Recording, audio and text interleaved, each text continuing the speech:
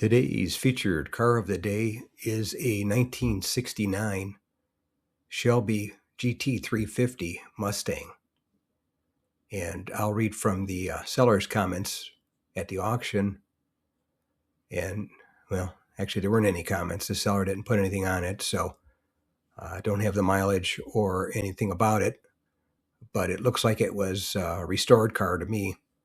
It was in really nice shape and was a automatic transmission. I don't know the mileage, so probably forgot to write it down. But it bid to $86,000 and did not sell at my local classic car auction in Palm Springs, California. Back in 1969, the list price for the Fastback was $4,434. As far as production numbers go on the 1969 Shelbys, they made 1,085 GT350 Fastbacks and 194 convertibles.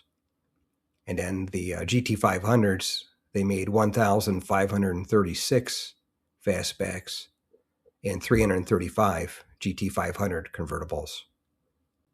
But anyway, that's today's featured car of the day, a 1969 Shelby Mustang GT350.